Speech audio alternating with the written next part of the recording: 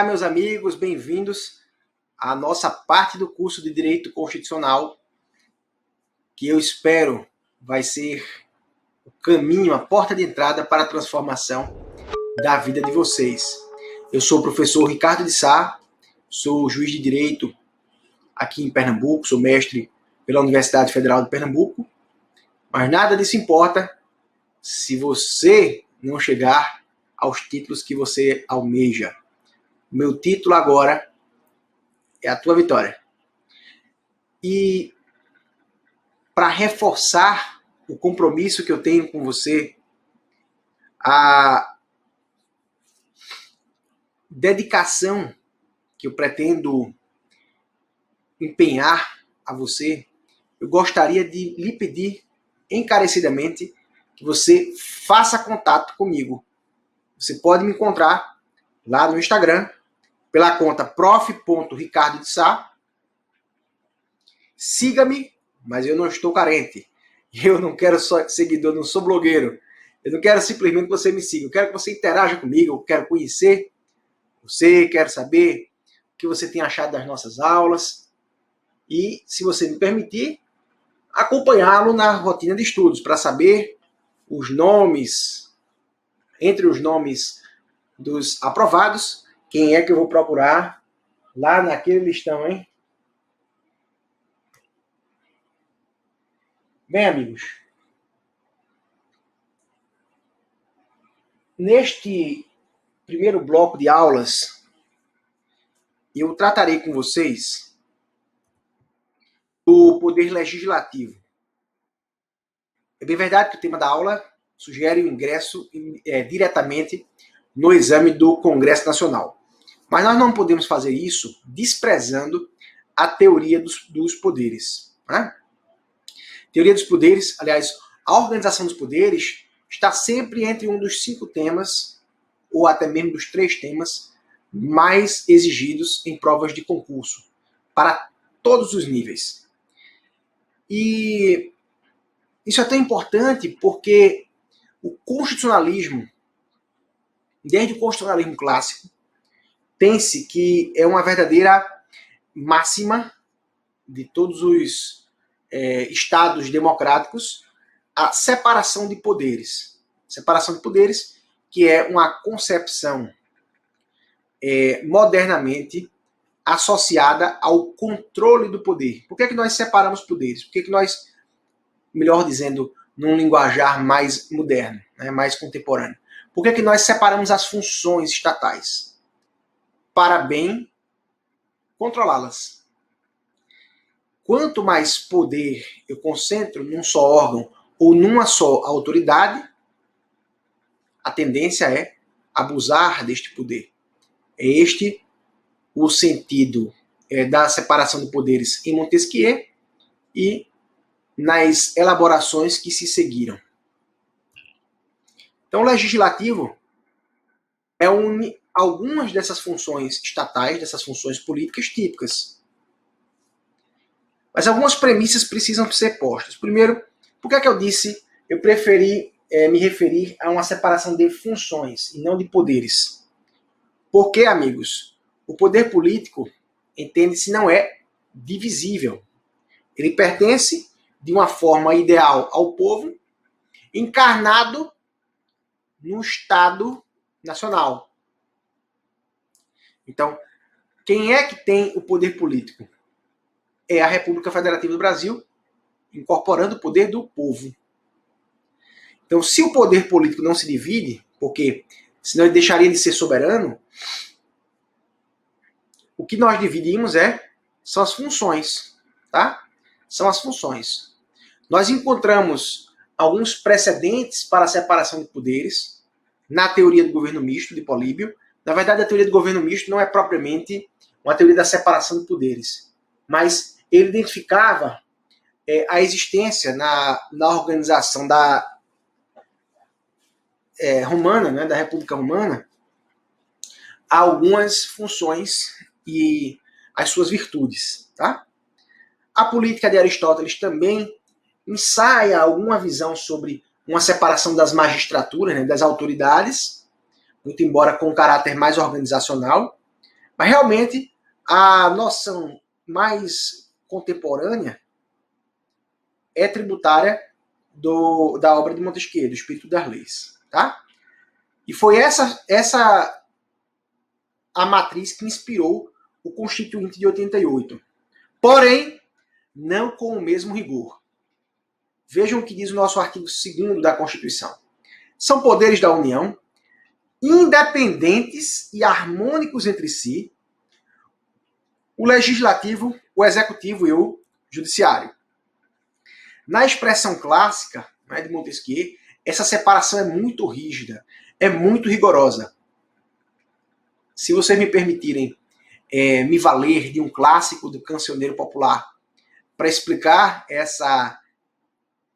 esse nível de divisão de poderes em Montesquieu, lembre-se lá do Cada Um no Seu Quadrado, né? O sucesso, um hit, né, dos ambientes mais deseruditos do Brasil. Cada um no seu quadrado. Então, cada poder, enquanto estrutura orgânica, desempenhava funções que eram próprias em caráter absolutamente exclusivo. Então, o juiz só julga, o executivo só administra coisa pública, o legislativo só legisla e fiscaliza. E não havia interpenetração e nem havia uma intervenção de um poder no outro. Eu apenas separo para ninguém ficar com poder demais. Essa característica é referida pelo nosso Constituinte como independência. Mas só que essa independência entre os poderes não é absoluta, não é insuperável. Por isto, é possível dizer isso porque o Constituinte também requer harmonia entre os poderes. E o que é que vai gerar essa harmonia? Bem, na independência, cada poder tem suas funções típicas, né? Cada poder tem sua função peculiar. Mas a harmonia permite que um poder controle o outro e que um poder possa, eventualmente, exercer em caráter atípico funções que são inerentes a outro poder. É o que nós denominamos com inspiração na teoria política americana de sistema de freios e contrapesos, ou checks and balances. Então, cada poder pode interferir um pouquinho no outro, inclusive realizando algumas funções que são típicas dos outros.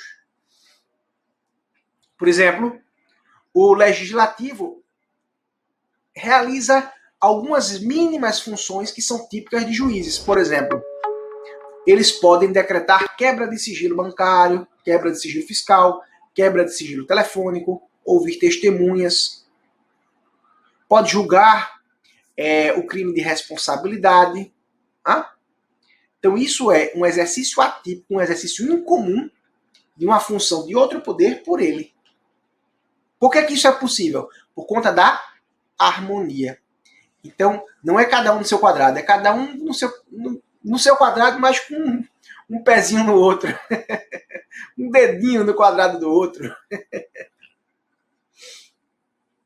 Agora, essa harmonia também não pode ser demasiada, porque senão você aniquila a independência. Então, todo o segredo está em equilibrar independência mais harmonia. Então, existe alguma parcela do poder, das funções inerentes a cada poder, que esse poder não divide. Quer dizer, olha, nenhum outro poder pode se meter aqui. Essas parcelas de funções de um poder, nas quais o outro poder não pode interferir, são o que nós denominamos de reserva. Aí nós temos a reserva de administração, que é o que em direito administrativo nós chamamos de mérito administrativo. Por exemplo, o juiz não pode se intrometer, não pode interferir em razões de mérito administrativo. Eu não posso controlar a conveniência do ato administrativo, eu posso controlar a legalidade, ok? Reserva legal, que é a destinação obrigatória de determinados temas para serem tratados apenas por lei. E a reserva de jurisdição, que são alguns poderes das autoridades judiciais que não podem ser exercidos, não podem ser desempenhados em caráter atípico pelos demais. Por exemplo, decretar interceptação telefônica, busca e apreensão em domicílio, prisão que não seja em flagrante, etc. Levantar segredo de justiça, inúmeros, tá bom? Outro dado relevante sobre a separação de poderes é a sua natureza de cláusula pétrea. Isto é, nenhuma emenda constitucional pode eliminar a separação de poderes e pode sequer perturbar esse equilíbrio. Olha, imagina que a relação entre os poderes forma um castelo de cartas, tá? Imagina um castelo de cartas. Colocou uma cartinha aqui, do legislativo, do executivo e do judiciário. Tá naquela posição exatinha que o constituinte originário quis. Eu não posso mover essas cartas nem 1 milímetro para a esquerda, para a direita, para frente, para trás, para cima, nem para baixo. Ou seja, a exata medida de função típica e função atípica que o constituinte deu a cada um dos poderes tem que ser mantida pelo constituinte derivado. Tá bom? Vamos agora tratar do poder legislativo. O poder legislativo que é desempenhado no âmbito nacional, no âmbito federal, pelo Congresso Nacional. E nosso Congresso Nacional é um órgão composto por 2 espécies de parlamentares. Os deputados e os senadores, que nós falaremos, a respeito dos quais nós falaremos nas próximas aulas. Quais são as funções típicas do legislativo? Todo mundo responde intuitivamente, né, sem maiores dificuldades, que o legislativo se incumbe de legislar. Agora, não se restringe a legislar. Tá? O legislativo legisla e fiscaliza. Os iluministas tinham muito presente essa noção.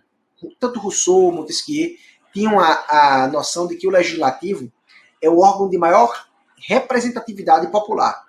Então, por eles serem o órgão que representa o povo, o poder que representa o povo, eles têm que ser os olhos do povo sobre a coisa pública. Então, cabe ao legislativo, além de legislar, fiscalizar. Tranquilo? No caso da fiscalização, o Congresso Nacional atua com o apoio do Tribunal de Contas da União. Mas percebam que o Tribunal de Contas não é um órgão subordinado, não é um órgão pau-mandado, né? Não está abaixo hierarquicamente do Congresso. Não, ele apenas auxilia. Tá bem?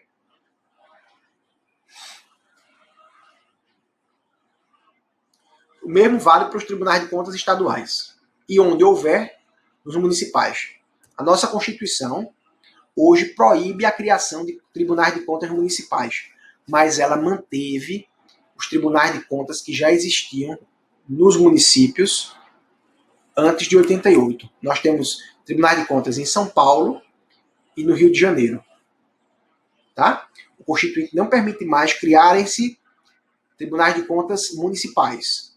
Ele até permite criarem-se tribunais de contas dos municípios, ou seja, um órgão estadual que fiscaliza os municípios. Mas isso não é um órgão municipal, tá bom? Como eu disse a vocês, funções típicas, legislar e fiscalizar, e as funções atípicas, administrar, por exemplo, quando realiza concursos, quando abre licitação, celebra contratos, nomeia servidores, e também funções jurisdicionais, como no caso do julgamento por crime de responsabilidade, o famoso processo de impeachment. Tá? Aqui eu trouxe alguma jurisprudência para ilustrar para vocês como se dá a relação entre o legislativo e o Tribunal de Contas. Olha, para corroborar que o Tribunal de Contas não é subordinado ao legislativo. Vejam, é inconstitucional apresentar a obrigatoriedade de apresentar a declaração de bens à Assembleia Legislativa. Isso aí é Tribunal de Contas. Formalmente inconstitucional, lei que disponha sobre a organização do Tribunal de Contas e seja de iniciativa do parlamentar. Ora, quem tem iniciativa para os projetos de lei para a organização dos tribunais de contas são os próprios tribunais de contas. Ok? Além disso, os tribunais de contas também podem fiscalizar as contas do próprio Poder Legislativo. Amigos, vamos encerrando aqui a nossa primeira aula. Daqui a pouco a gente retorna, tá legal? Até mais! Olá, meus amigos, bem-vindos à nossa segunda aula da parte que me compete na disciplina de Direito Constitucional. Bem, amigos, eu falava no bloco anterior, na aula anterior, sobre o Congresso Nacional e assim espero, melhor, vamos retomar nosso estudo com este tema. Mas eu gostaria de renovar a vocês o meu convite para que vocês sigam a minha página no Instagram, tá? prof.ricardo de Sá, PROF, prof.ricardo de Sá. Sigam e saiam da moita, tá? Não gosto de ninguém amoitado, não. Só começa a me seguir escondido e o pessoal que tá pensando coisa errada. Tá legal? Então sigam lá, mandem um alô, apresentem-se, digam de onde vocês falam, qual curso vocês estão assistindo comigo, o que é que estão achando das aulas, que eu fico muito feliz por conhecê-los. Fico genuinamente contente por ter contato mais profundo, né, com as histórias de vida de vocês, que são histórias que eu tenho certeza culminarão em muitas vitórias e muitos testemunhos belíssimos de fé e de superação. Tá bom? Amigos, vamos retomar agora o nosso estudo do Congresso Nacional. Nós falávamos, em linhas gerais, sobre as funções do Poder Legislativo típicas e atípicas, e eu indicava que o Poder Legislativo, no âmbito federal, é desempenhado pelo Congresso Nacional. Congresso Nacional, que, conforme eu antecipei, é um órgão de composição bicameral. Nas democracias modernas, nós temos basicamente dois modelos estruturais para a organização do Poder Legislativo. O modelo unicameral, que é adotado aqui no Brasil, nos estados, Distrito Federal e municípios. Então, se perguntarem a vocês, no Brasil, não é o Brasil, é no Brasil, existe unicameralismo? Existe nos entes menores. Agora, se a pergunta for o Brasil, nacionalmente, adota unicameralismo como modelo? Não. No âmbito nacional, o modelo é bicameral. E qual é o sentido desse bicameralismo, pessoal? O bicameralismo, se vocês fizerem um exercício de diacronismo, né, e buscar regressar na história para procurar as origens remotas, nós podemos, por exemplo, pensar na inspiração romana, né, que é mais ou menos a lógica do bicameralismo britânico, você ter representação de classes. Né? No modelo britânico você tem a Câmara dos Comuns e a Câmara dos Lordes. Né? O bicameralismo brasileiro se inspirou não no bicameralismo britânico, e sim no norte-americano. Então, a duplicidade de câmaras não tem objetivos classistas, né? Não tem inspirações classistas. Tem, sim, uma explicação funcional. Qual é a função representativa? Vamos verificar? A Câmara dos Deputados, amigos, representa o povo brasileiro. Povo. Enquanto o Senado Federal representa os estados e o Distrito Federal. Resumindo, sabe por que a gente tem Senado? Porque nós somos uma federação. E as federações necessitam de um órgão representativo dos entes federados. Então, a vontade dos entes federados, teoricamente, é levada representativamente ao Senado. Ok? Aí você vai raciocinar comigo. Para você parar de ficar sobrecarregando seu HD, tá? Quanto mais a gente tem discernimento e entendimento, menos a gente onera o nosso disco rígido. Vejam, se a Câmara dos Deputados representa o povo brasileiro, então qual é a lógica? Quanto mais povo, isto é, quanto mais povoado, quanto mais populoso, melhor dizendo, for determinado estado, a tendência é ele ter mais deputados para fazer frente a esta grandeza. Então as bancadas de deputados federais são variáveis e variam de acordo com o quê? Com a população. Variam entre 8 e 70 deputados. Já o Senado, pessoal, representa não o povo, e sim os entes federados. E numa federação, os entes federados estão em pé de igualdade. Tá? Muito embora Pernambuco seja o melhor estado do Brasil, mas ele não está em superioridade hierárquica em relação a ninguém. Tá? Todos os estados têm os mesmos níveis de competências, de poderes, de direitos. Se é assim, se não deve haver hierarquização entre os estados, então tem que ter o quê? A mesma quantidade de senadores. Então vejam, olha aqui comigo para as bancadas. Nós temos ao todo 513 deputados federais, divididos em bancadas estaduais variáveis entre 8 e 70 deputados. Esse número, pessoal, concreto, é definido por meio de lei complementar, tá certo? A Constituição determina que lei complementar divida essas bancadas. E é assim que é feito. Quando nós vamos observar o Senado, a coisa muda de figura. Ó.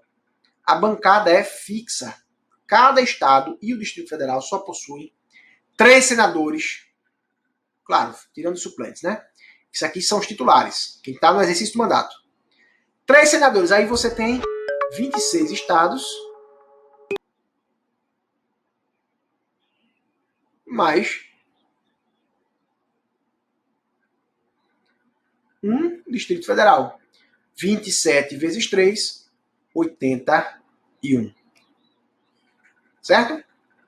Vamos seguir a lógica de novo. Como a Câmara dos Deputados representa o povo brasileiro, territórios federais, é bem verdade que hoje não existem territórios, mas se vierem a ser recriados, territórios federais podem eleger 4 deputados federais. Aqui a bancada é fixa, tá? Não é até 4, não é menos que 4, aqui são 4 fixos. Tudo bem? Já o Senado não terá representantes dos estados, dos territórios. Por quê? Porque territórios, amigos, não são entes da federação. O artigo 18 da Constituição preconiza que os territórios pertencem à União. Eles são autarquias territoriais pertencentes à União. Logo, não há sentido em ter deputados. Tá bom? Vejam como a lógica facilita para vocês. Eleição. Deputados são eleitos pelo sistema proporcional. Aliás, deixa eu fazer outra observação importante. Praticamente todos os cargos do Legislativo no Brasil são providos pelo sistema proporcional. Apenas o cargo de senador é que não é. Mas, Ricardo, que cargas d'água é sistema proporcional e o que é sistema majoritário? Sistema majoritário é o sistema mais justo com o candidato. Por quê? Ele elege o candidato que pessoalmente teve mais votos. Tá? Pessoalmente teve mais votos. Majoritário simples por quê? Porque entre os candidatos, qualquer vantagem, né, qualquer diferença de votos de um candidato para os demais é suficiente para elegê-lo. Então ele vai ser eleito, tendo mais votos do que os demais, independentemente da diferença de votos. Já no sistema proporcional, ocorrem algumas distorções, algumas injustiças. Por quê? Porque o voto, você dá o voto para o candidato, mas o voto é computado para o partido e depois é redistribuído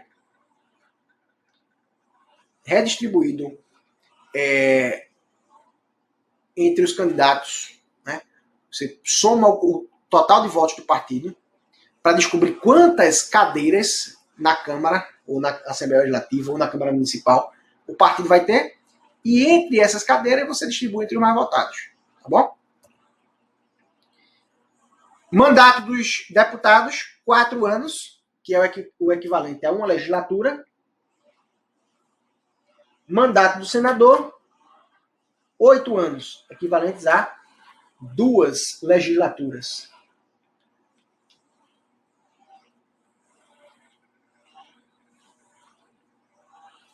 Tudo bem? Então nós dizemos que uma legislatura é o período de 4 anos que corresponde, coincide com o mandato de um deputado federal.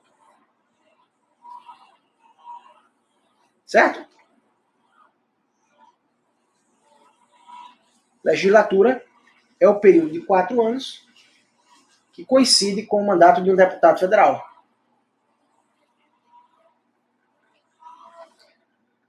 Mesa diretora igual na Câmara e no Senado. Idade mínima 21 anos para ser deputado, 35 anos para ser senador. A idade de 35 anos é chamada de idade da sabedoria, porque os principais cargos da República são acessíveis a quem atinge 35 anos. Presidente, senador, ministro do STF. Eu recentemente atingi a sabedoria constitucional. Já o modelo unicameral é adotado nos demais entes, como eu disse a vocês. Não confundir, pessoal, legislatura, que foi aquilo que eu disse a vocês, né? O período de 4 anos, que coincide com o mandato de deputado, com sessão legislativa. Sessão legislativa é o período durante o qual o Congresso está reunido, tá? Essa sessão legislativa pode ser ordinária, que é a sessão normal, ou pode ser a extraordinária. Qual é o período normal para o Congresso estar reunido? 2 de fevereiro até 7 de julho. 17 de julho. Depois, 17 de julho, nós temos uma pausa e o expediente volta em 1º de agosto e vai até 22 de dezembro, depois interrompendo de novo. Essas pausas, essas interrupções são os recessos parlamentares. Ok? Não se pode começar o recesso antes de se aprovar o projeto da Lei de Diretrizes Orçamentárias, que é a lei que vai disciplinar, né, vai dar os princípios que vão ditar o orçamento anual. Tá bem? Então, recesso é esse período de pausa. E quando o parlamentar precisa trabalhar no recesso, nós estamos falando de quê? De sessões extraordinárias. Quando é que acontece a sessão extraordinária? Ela pode acontecer em caráter vinculante, quando convocada pelo presidente do Senado em algumas situações previamente previstas na Constituição. Decretação do estado de defesa, estado de sítio, intervenção federal pelo presidente da República, ou para dar posse ao próprio presidente da República. Isso aqui em caráter vinculado, tá? Mas em caráter discricionário, pode-se convocar o Congresso Nacional extraordinariamente por iniciativa do presidente da República, presidente da Câmara, do Senado, ou pela maioria dos membros da Câmara e do Senado, em casos de urgência ou interesse público relevante. Por que eu disse que isso aqui é discricionário? Porque os próprios parlamentares vão deliberar se eles acham que realmente há relevância a essa urgência toda para interromper o seu descanso. Tá bom? Aqui eu trouxe para vocês, não sei se a banca de vocês cobrará isto, mas por precaução já estou adiantando. É inconstitucional o pagamento por participação em sessão extraordinária. Então não tem boquinha não, de forçar uma urgência, né? Forçar uma convocação em sessão extraordinária para receber. Então quem quiser forçar a barra, trabalha extraordinariamente, mas não vai receber nadinha. Tá bem?